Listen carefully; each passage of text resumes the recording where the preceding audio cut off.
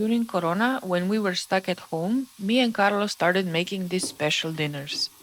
I used to call them 8,000 Spice Journeys, and they were little escapes to different parts of the world through food: Indian, Thai, Turkish, Lebanese. It was basically our way of traveling when we were stuck at home. But with Corona gone, we made a few thematic feasts for friends, but eventually stopped. I'm not exactly sure about the reason, but it was probably just a mix of different life stances that happened and turned this into an obligation as opposed to fun time with people that we were close to. We wanted to keep things simple, minimal, and afterwards, since we were able to travel again, well, we did, or we do.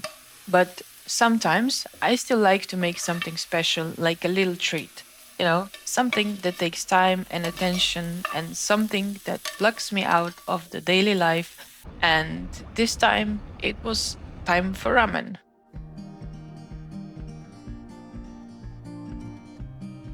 We get most of our international ingredients from a few local shops in a nearby city. And this time it was a really nice day, and I decided to travel there by boat. That way, we were able to turn our little grocery run into a mini day trip.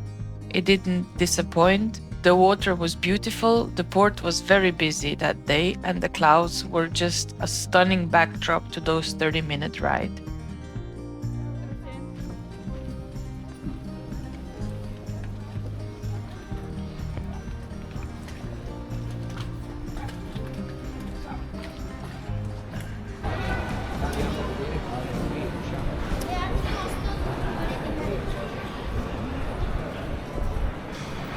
Si yo fuera Maradona y un partido que ganar, si yo fuera Maradona y una mano en el altar, la vida es una tómbola de noche y de día, la vida es una tómbola de arriba y arriba, la vida es una tómbola de noche y de día, la vida es una tómbola, tómbola, tómbola. Gracias, Diego.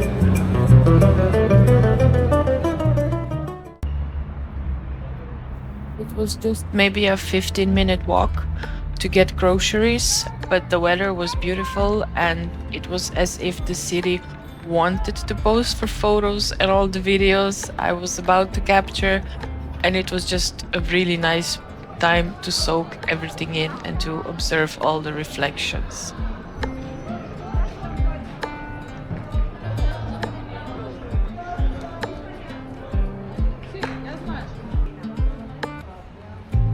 After we got groceries, we stopped in this coffee shop slash bakery that Carlo had saved in his Google Maps for a little bit now. And it was a really nice spot. As soon as we entered, you could smell the fresh focaccia baking. I mean, the smells were to die for. People working there were very friendly, and it was really nice to get really hot, delicious macchiato. Since Trieste is a capital of coffee, I'm really happy that I can count on getting a great cup of coffee every time we visit, and this place was no exception.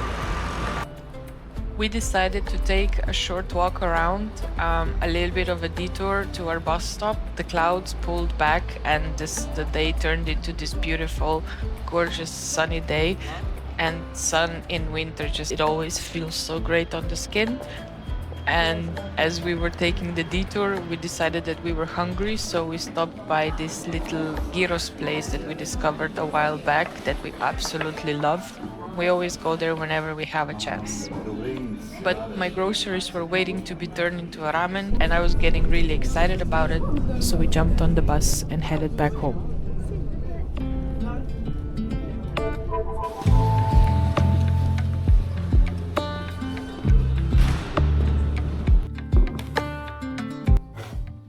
Miso because I was running out of it. I also got gochujang paste, which I'm also running out of it. And silken tofu, which we never tried before, so just for the sake of it, why not? A huge pack of noodles that I hope would last me for a little bit at least, because I love anything with noodles. Turmeric powder and hot matras powder. Then I started slow simmering dashi. I combined kombu with shiitake mushrooms. I found this recipe online and I put it on the lowest heat for about 40 minutes, so nothing's boiling, it's just low warming everything in the pot. And then I basically discard the kombu and I reuse shiitake for the ramen. They're so delicious. In the meantime, I also started preparing other ingredients for ramen. So I first started by chopping garlic and ginger. And this time around, I also wanted kimchi because I forgot to buy some. So I chopped up some cabbage and celeriac. I coated them in salt and then I set them aside for a little bit. And then after about 15 minutes, I squeezed the water from them and then basically coated them with the sauce that I made beforehand. I started making the ramen soup. I always add a little bit of sesame oil. I throw in chopped garlic and ginger from before and then basically just heat them on low heat, really slowly fry them so that garlic doesn't burn. Then I throw in gochujang paste. This time I only added 1 teaspoon because kimchi was quite spicy, but I usually put more. And it was so nice because my kitchen started smelling so delicious.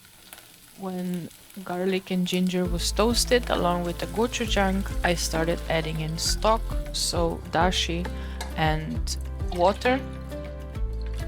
And then I would just bring everything to a boil, lower the heat, and then slow simmer until the rest of the ingredients were ready. I also added soy sauce and a little bit of black pepper. I cut and boiled romanesco and bok choy. I really was looking forward to this combination because we grew both vegetables, so bok choy and romanesco, in our own garden.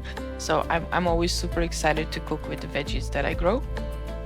And then I also cooked the noodles as according to the package.